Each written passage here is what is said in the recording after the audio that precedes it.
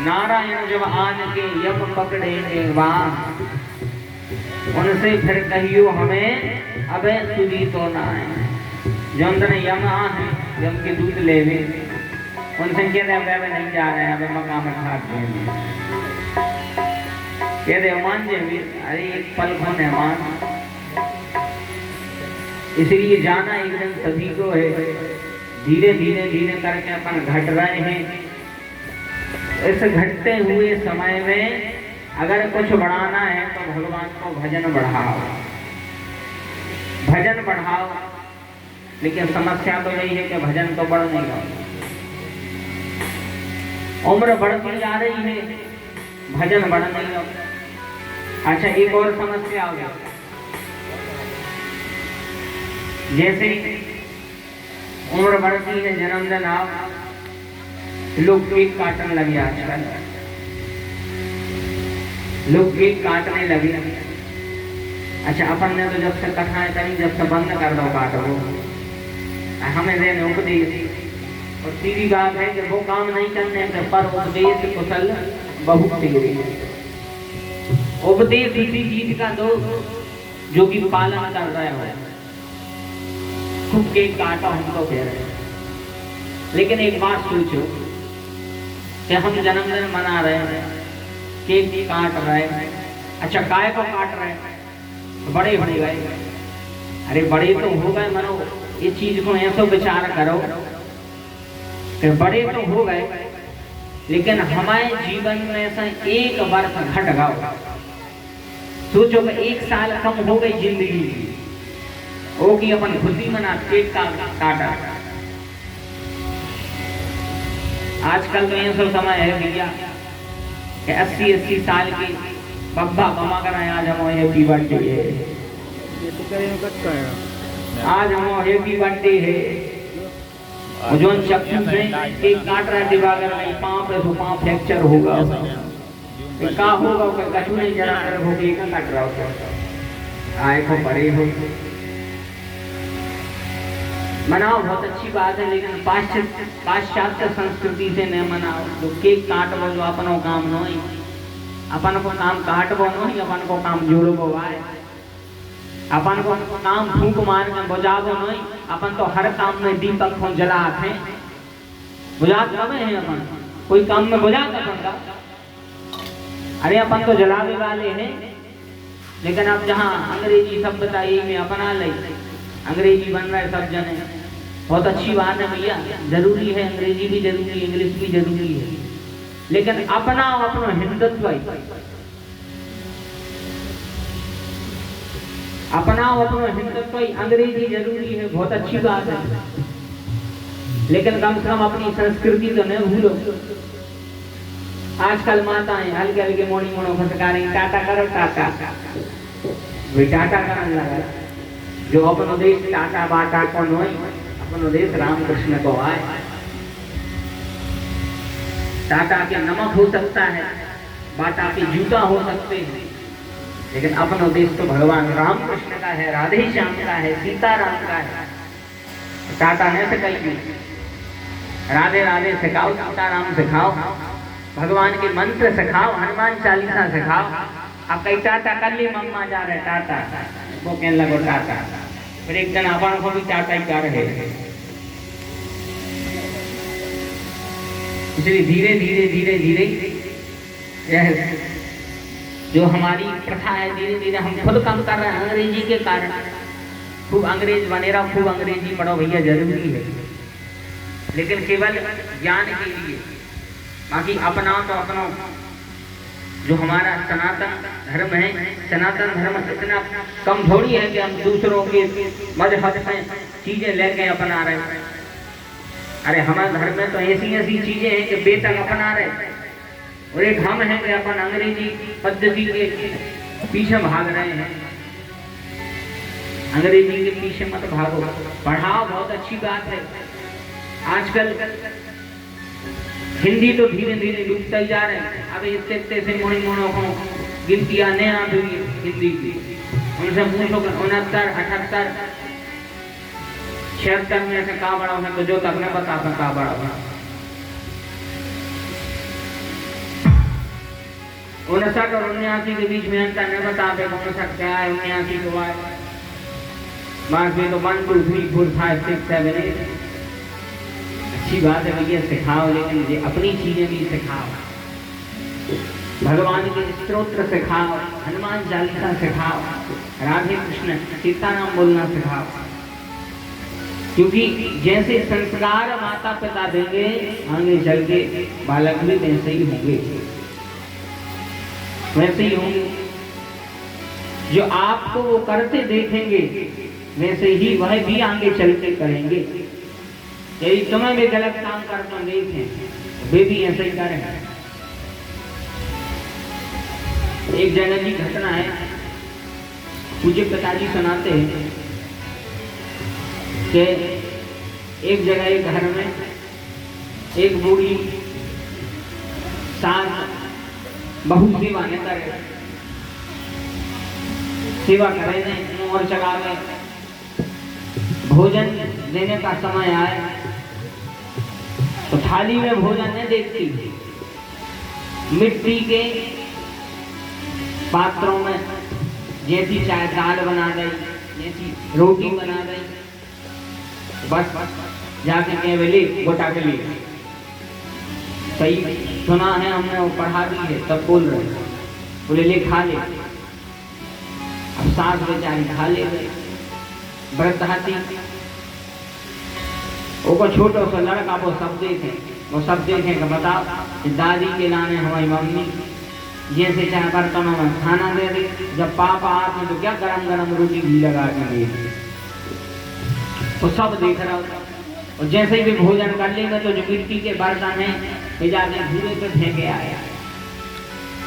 एक दिन की बात है कि माँ तो पानी भरने गई थी, घर में बालक था, तो उन्हें भी पूरे मिट्टी के बर्तन उठाए किचन में आके जमा कर, और जैसे ही यह पानी भर के आई इन्हें देखे के बताओ किचन के बर्तन, किचन में मिट्टी वाले बर्तन कहाँ से आए। तुरंत लड़के को बुलाया, बोले ये को ले आ, तुम ले आए, बोलो हाँ मम्मी हम ही ले आए, बोले ये काय ले आए थे। तो वो लड़का कहते मम्मी जैसे आप दादी के लाने इन बर्तनों में भोजन देती हो, तो ऐसे ही आगे चल के जब हम बड़ी होंगे फिर आप हम विवाह कर हो, जब हमारी श्रीमती जिया हैं और जब तुम बूढ़ी हो गया हो तो हम भी ऐसा ही बर्तन में तुम्हें भोजन दवाएं।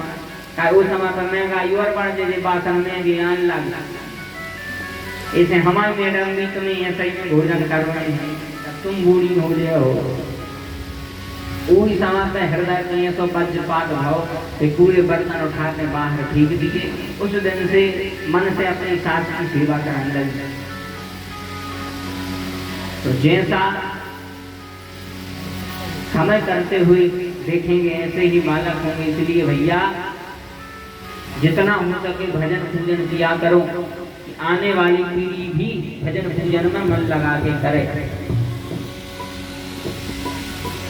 कथा चल रही थी अपने केंद्र पर आए कि धीरे धीरे उम्र बढ़ रही है और इस बढ़ती हुई उम्र में यदि कोई चीज शाश्वत है तो केवल भगवान का भजन, भजन के अलावा कुछ भी चीज साथ में जाने वाली नहीं है।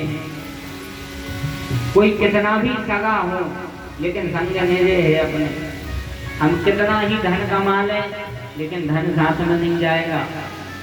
ये कितनी बढ़िया बात है।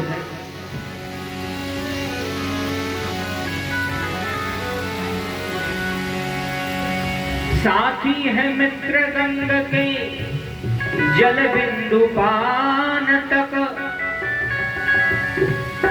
साथी है मित्र गंग के जल बिंदु पान तक, बेटा हक निभाएगा केवल अग्निदान तक, परिवार के लोग बढ़ेंगे केवल मसान तक, अर्धांगिनी बढ़ेगी केवल मकान तक। इसलिए भैया इससे तो आगे भजन ही है साथी, हरि के भजन बिन अकेला रहेगा। इससे तो आगे भजन ही है साथी, भजन के बिना अकेला रहेगा। इससे तो आगे भजन ही है साथी, हरि के भजन में अकेला रहेगा।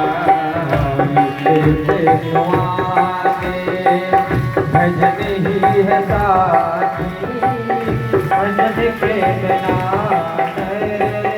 अकेला रहेगा।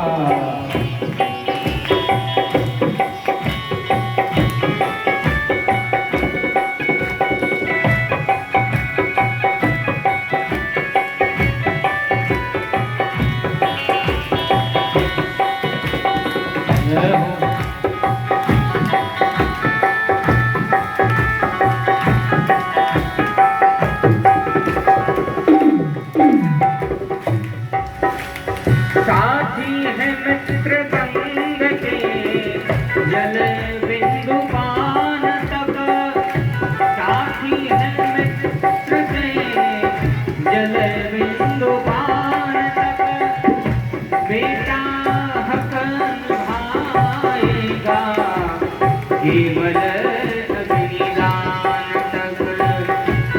इससे तो आगे हो भजन ही है साथी, हरि के भजन बिन अकेला रहेगा।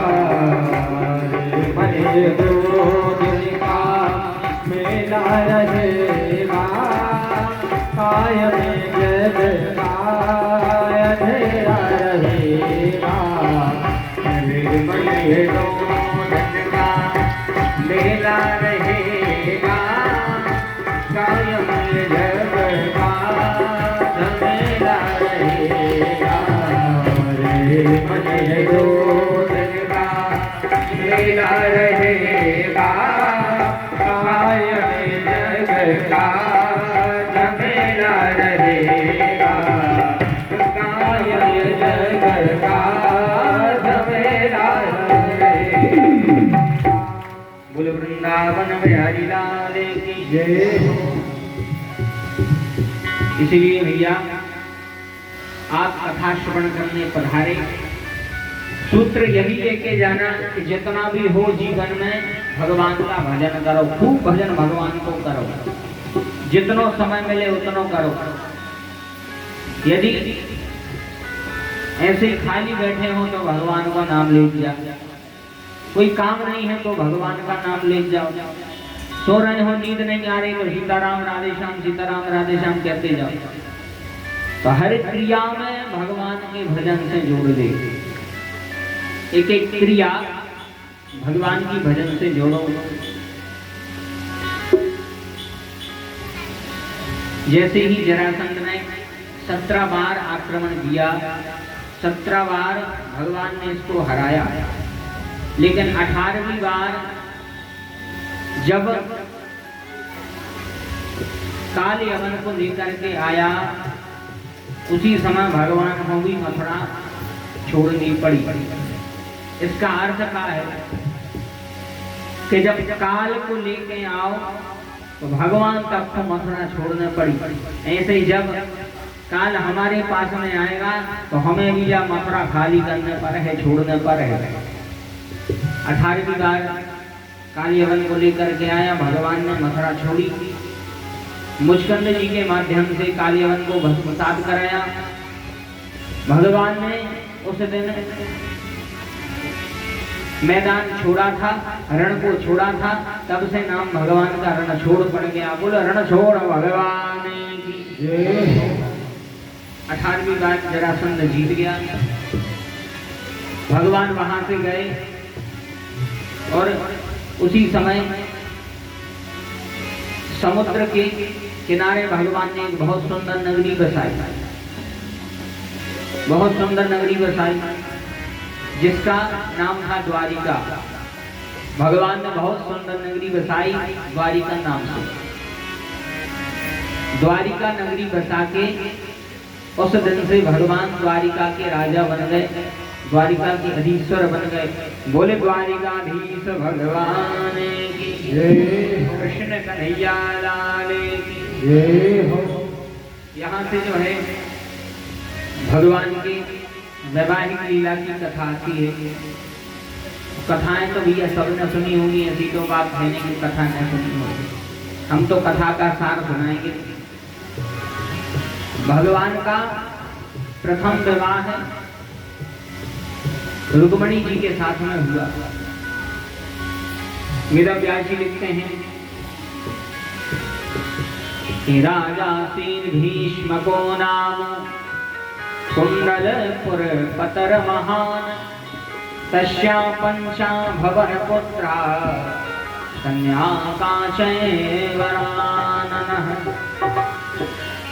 राजा श्री भीष्म को नाम, राजा सीत आसीत, आसीत का अर्थ होता है था। संस्कृत में आसीत जो है उसका अर्थ था। तो राजा सीत भीष्म को नाम कुंडलपुर पतर महान। कुंडलपुर के राजा थे जिनका नाम था भीष्मक। इनके 5 पुत्र थे और 1 पुत्री थी जिनका नाम था रुक्मणी। 5 पुत्र थे रुक्मी, रुक्म रथ, रुक्म केश, रुक्म बाहु, रुक्म माली। 5 पुत्र 1 पुत्री जिनका नाम था रुक्मणी। एक दिन राजा भीष्मक ने अपने बड़े पुत्र रुक्मी को बुलाया। बड़े पुत्र रुक्मी को बुलाया। रुक्मी को बुला करके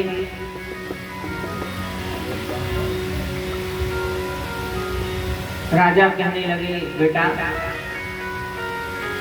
तुम्हारी बहन विवाह के योग्य हो गई है, उसके लिए कोई वर का पता लगाया।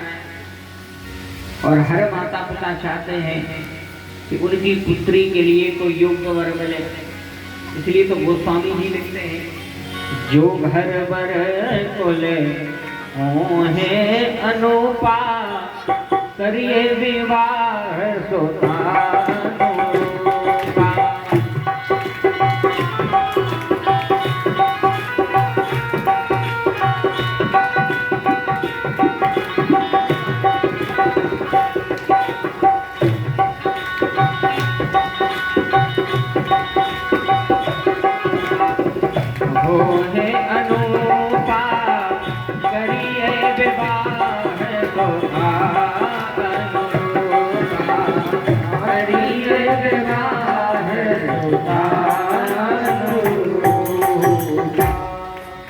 जो घर भर कुल हो है अनुपा, करिए विवाह सुतानुरूपा।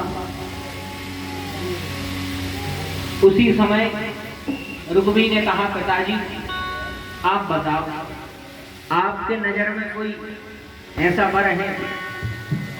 पिताजी बोले, बेटा हमारे अनुसार तो द्वारिका के राजा द्वारिकाधीश श्री कृष्ण सुयोग वर हैं। अच्छा, रुक्मी शिशुपाल की पार्टी को हटा, भगवान के अपोजिशन पार्टी का था। रुक्मी कहने लगा, पिताजी अब तुम्हारी बौद्धिक क्षमता कम हो गई, सोचने की बुढ़ापे में हम अपनी बहन का विवाह है उस कृष्ण के साथ में नहीं करेंगे जो माखन की चोरी करी। पिताजी बोले, फिर किसके साथ में? बोले, चंदेरी के राजा दमघोष के पुत्र जिसका नाम है शिशुपाल, उसके साथ में विवाह करेंगे। अब बड़े लड़का के आगे पिताजी की ने चली। इसने विवाह का टीका भेजा किसको? शिशुपाल को। और जैसे ही यह बात रुक्मणी को पता चली तो रुक्मणी मैया बड़ी दुखी हुई। रुक्मणी मैया बड़ी दुखी हुई इतनी दुखी हुई क्योंकि इन्होंने नारद जी के मुख से भगवान के गुणों का अनुवाद सुना। तो उस दिन से भगवान कृष्ण को अपना पति मान लिया था। उस दिन से कृष्ण को पति मान लिया था। जैसे ही सुना भगवान को पति माना, लेकिन जब सुना कि विवाह है शिशुपाल के साथ तय हो गया है, बड़ी खुशी हो गई। इन्होंने सोचा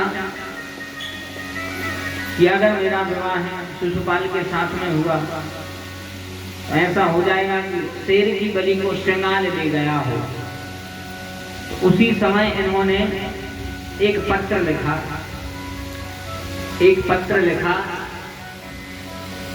उस पत्र में इन्होंने अपने हृदय के भाव लिखे। उस पत्र में लिखा, श्रुत्वा गुणान भवन सुंदर शृण्वन्तान्ते निर्विश्वकर्णे बहिरे हरतोंगतापम। पत्र में इन्होंने लिखा, श्रुत्वा गुणान भवन सुंदर शृण्वन्तान्ते, यानी हे प्रभु त्रिभुवन में सबसे ज्यादा सुंदर, यदि कोई सबसे सुंदर है तो वे हैं भगवान।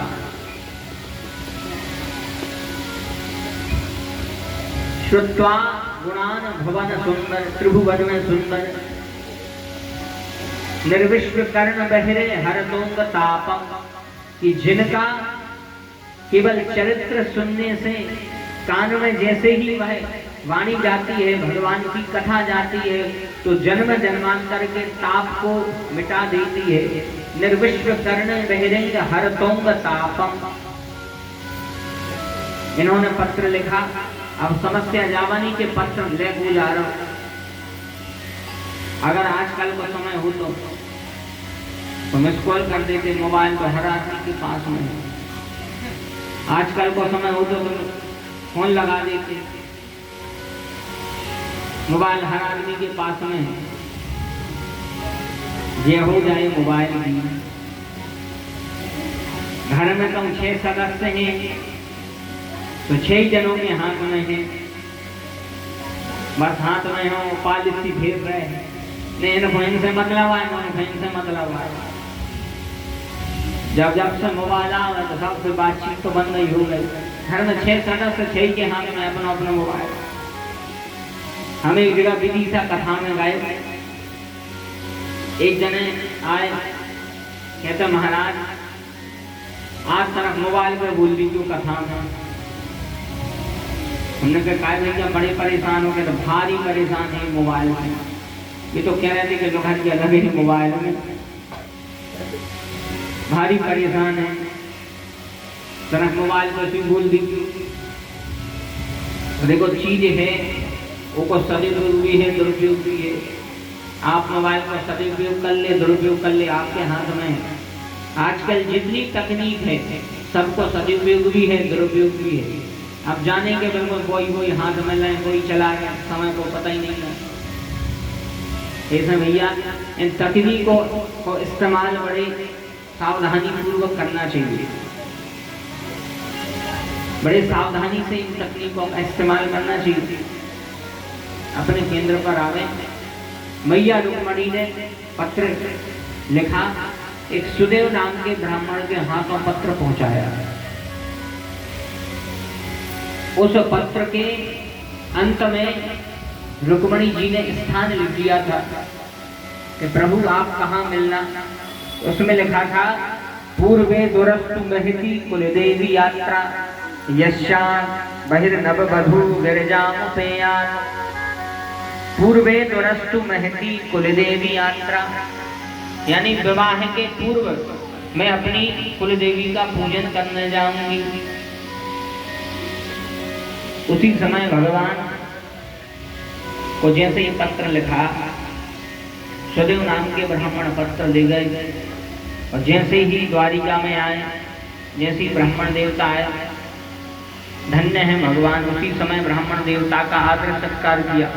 पद पखार कीन्ह्यो अति पूजा, पद पखार कीन्ह्यो अति पूजा, पद पखार कीन्ह्यो अति पूजा, पद पखार कीन्ह्यो अति पूजा, पद पखार कीन्ह्यो अति पूजा, पद पखार कीन्ह्यो अति पूजा, मौसम धरे दूजा, हरि मौसम आज धन्य नहीं दूजा, मौसम आज धन्य नहीं दूजा, मौसम आज धन्य नहीं दूजा।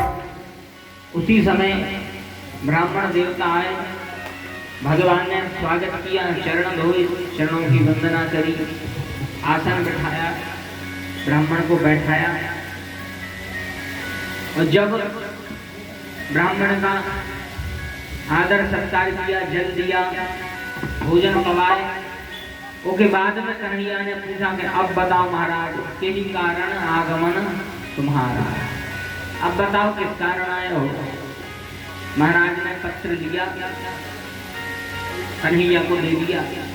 कन्हैया ने पत्र पढ़ा, जैसे ही पत्र पढ़ा उसमें लिखा था पूर्वे जो रस्तु में हिंदी कुलदेवी यात्रा यशान कधु गिरजा मुपेयान,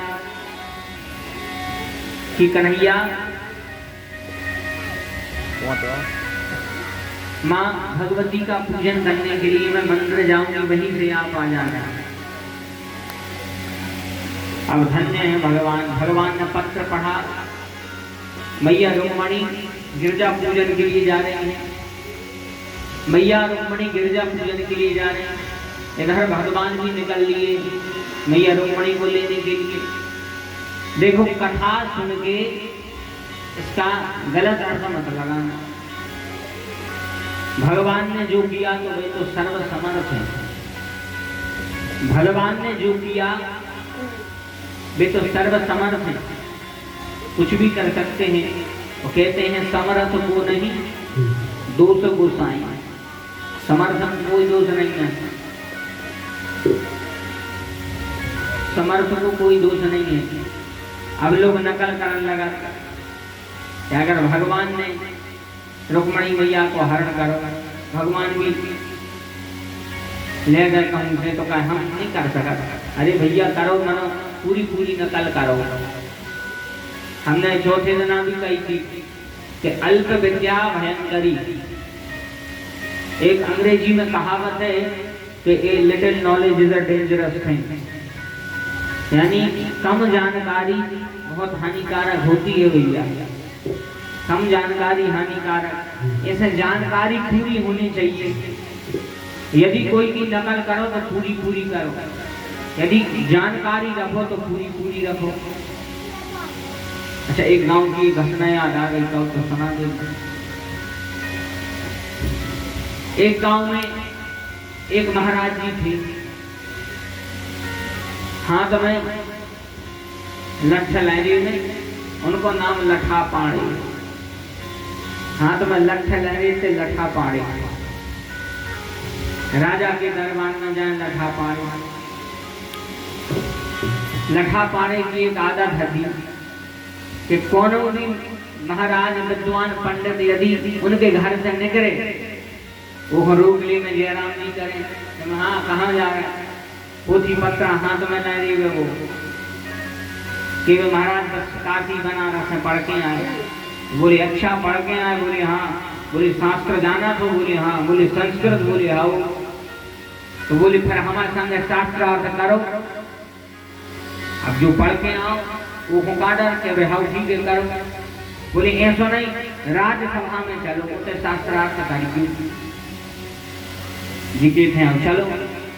तो लठा पानी लो आ गए सभा में, महाराज के सामने। बोले महाराज एक पंडित जी आए हैं और हमसे शास्त्रार्थ करवे आए हैं। महाराज बोले अच्छी बात है। बोले अगर वे हार गए तो इनके पोथी पत्र हम छुड़ा लें, और यदि ये जीत गए तो जे गए हैं वो हम करवे तैयार हैं। तो महाराज भी नए हटे, महाराज ने भी सोची का हमको कम जाना। बोले हाँ। तो बोले ठीक है बताओ। बोले पूछो। तो लठा पानी एक ही मंत्र जानत थे। ये कहते बताओ खा खा खज्जा। ये एक ही मंत्र जानत थे खा खा खज्जा। अब इनने कही खा खा खज्जा। अब महाराज बिल्कुल सुन के रह गए। तो बता जो कहाँ लिखो खा खा खज्जा। ने तो वेद में ने पुराण में ने कर्म कांड में जो है कहाँ खा खा खज्जा। महाराज ने हड्डी सो हार मान ली। हार मान ली तो पोथी पत्रा छुड़ाया। बोले जाओ महाराज चले गए। देखो जय आदत हो गई लठा पानी की। जौन भी महाराज ने करे कि मैं मंत्र बोलो। महाराज ने जब सुना मैं तो कि मैं ठीक है शास्त्रार्थ करो। और जहां शास्त्रार्थ होने लगे तो ये एक ही कहते मंत्र कौन सो खा खा खज्जा। खा खा खज्जा एक ही मंत्र जाना थे। जो न वेद में न पुराण में न भागवत में न रामायण में कहूँ नहीं सब जने हार जाए। उन्हीं के पड़ोस के गांव के एक ब्राह्मण परिवार जिसमें दो भाई। बड़े भैया तो बेचारे पढ़ नहीं पाए, खेती किसानी को काम करने लगे। बड़े भैया ने सोची हम तो पढ़ नहीं पाए, कम से कम हम हल्को भैया पढ़ लेते। इतने बढ़िया काशी वाराणसी में पहुंचाया बाबा विश्वनाथ की नगरी। वहां पर पहुंचाया छोटे भाई को। छोटे भाई भैया ने विद्या अध्ययन कर ली बढ़िया। पढ़ के जैसे ही आओ तिलक छापो लगाए माथे पे, हाथ में बढ़िया पुस्तकें पंचांग। प्यार की बात में वही गांव से निकली। चौतरा पर बैठे थे लठा पाड़े। लठा पाड़े बोले जयराम जी की। तो भैया बोला जयराम जी की। बोले कहाँ जा रहे हैं महाराज? शकल से तो ऐसे ही लग रहा है कि महाराजा। बोले हाँ महाराजा है।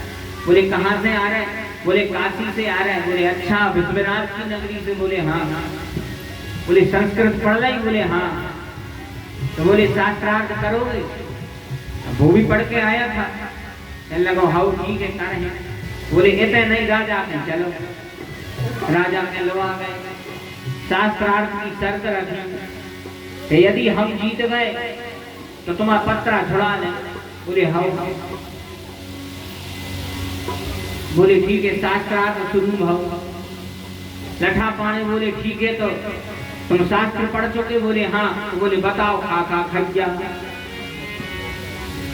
बताओ खा खा खज्जा। अब ने वेदों में न पुराणों में न भागवत में न गीता में कहाँ को मंत्र आए खा खा खज्जा। बेचारो महाराज उसी समय हार गया। अपनी पोथी पत्रा दे दे। लठा पानी में कोरता था छोड़ा। बोले जाओ। जैसे ही अपने घर पहुंचा अकेली लंगोट लगा के घरे अपने पहुंचे। माँ से भैया खेत पे बड़ो भैया खेत कैसे परे ना घरे तालाब पे अपने घरे आओ। और जैसे ही देखा कि हाँ आज हमारे छोटे भैया को आना है। और जैसे ही छोटे भैया आए तो देखोगे इनको मुँह लटको। बड़े भैया बोले जा हालत कैसे हो गई कहाँ होगा? बोले कहा बताएं बड़े भैया।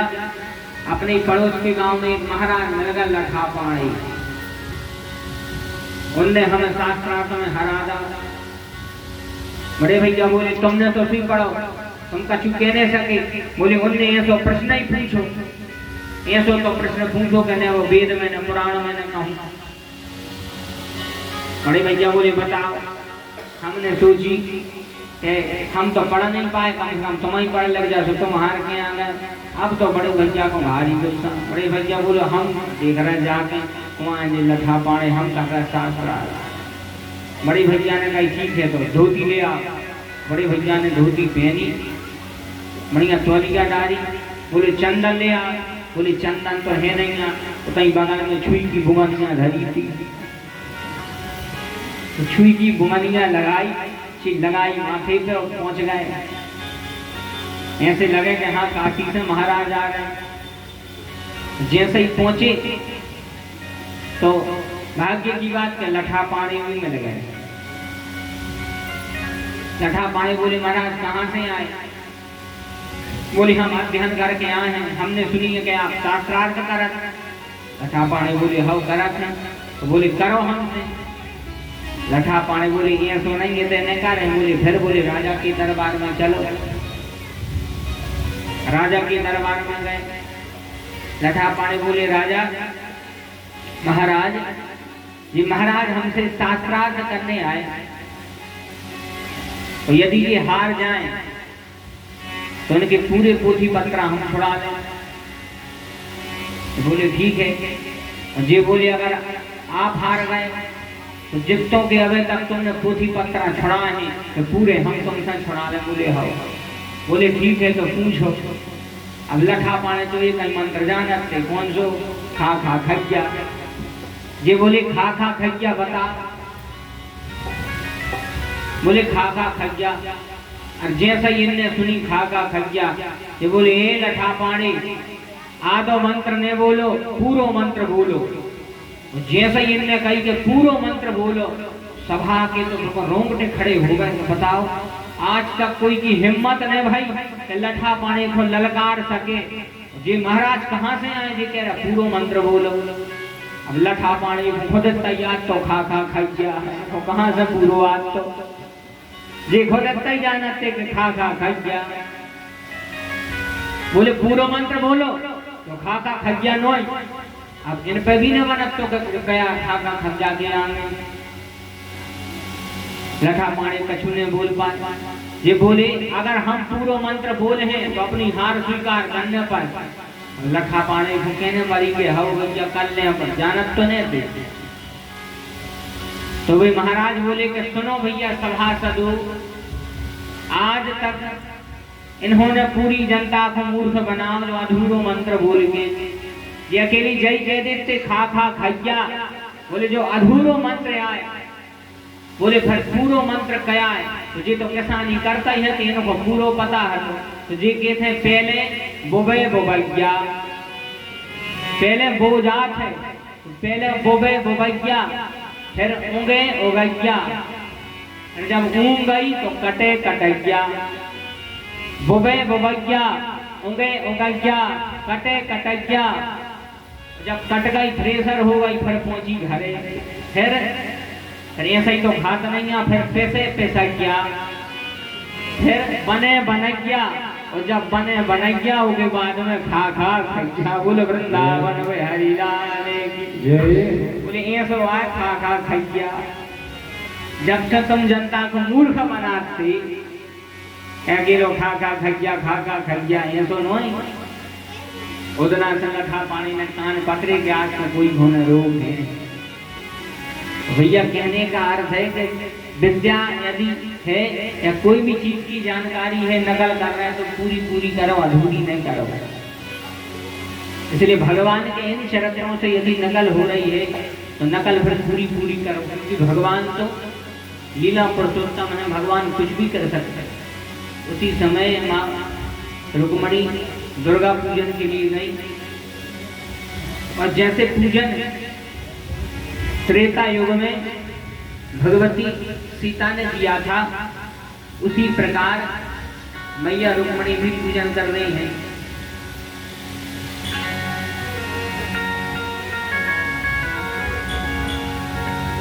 पूजा कीन है अधक अनुरागा, पूजा कीन है अधक अनुरागा, पूजा कीन है अधक अनुरागा, पूजा कीन है अधक अनुरागा। निज अनुरूप सुभग वर मांगा, निज अनुरूप सुभग वर मांगा, निज अनुरूप सुभग वर मांगा, निज अनुरूप सुभग वर मांगा। कीन्हु प्रगट न कारण ते ही, कीन्हु प्रगट न कारण ते ही। हस कहीं चरण लगी मैं देही, हस कहीं चरण लगी मैं देही। जय जय गिरवर राज किशोरी, जय जय गिरवर राज किशोरी। जय महेश मुख चंद्र चकोरी, जय महेश मुख चंद्र चकोरी। जय गज बदन षडानन माता, जय गज बदन षडानन माता। जगत जननी दामिनी दुति गाता, जगत जननी दामिनी दुति गाता। धन्य है मैया, जैसे ही पूजन करने लगी तो विनय प्रेम बस भई भवानी। हसी बाल मूर्ति मुस्कान। उसी समय मैया कहती है सोने सी साथ आशीष हमारी, सोने सी साथ आशीष हमारी, पूजहि मन कामना तुम्हारी, पूजहि मन कामना तुम्हारी, पूजहि मन कामना तुम्हारी। बोले वृंदावन में हरिलाल की जय। उसी समय रुक्मणी मैया पूजन करने लगी। तो त्रेता युग में मैया की मूर्ति बोली थी। क्या बोली थी? मन जाहि राजेऊ मिलहि सोबर, सहज सुंदर सांवरो, करुणान धान सुजान शील, स्नेह जानत रावरो। तो त्रेता युग में मूर्ति बोली, द्वापर युग में मैया के माला आशीर्वाद के रूप में गिरी। इन्होंने माला उठाई, मैया को प्रणाम किया। जैसे ही बाहर निकली तो बाहर भगवान रथ लेके खड़े थे। रथ लेके खड़े थे, इन्होंने भगवान को प्रणाम किया। भगवान ने रथ पर बैठाया, रुक्मणी मैया को लेके गए। रास्ता में मिल गए रुक्मी, साले साहब मिले। कृष्ण से बोले कि कहाँ ले जा रहे हैं? उनका माखन की चोरी समझे हो? माखन की चोरी समझ ली तुमने कि माखन चोरी कर रहे? भगवान ने बहुत रोका, लेकिन रुक्मी नहीं माना, भगवान से युद्ध करने लगा। और जैसे ही भगवान युद्ध के लिए तत्पर हुए, रुक्मणी मैया ने पकड़ा। भगवान को कहा प्रभु ध्यान रखना, हमारे भैया हैं।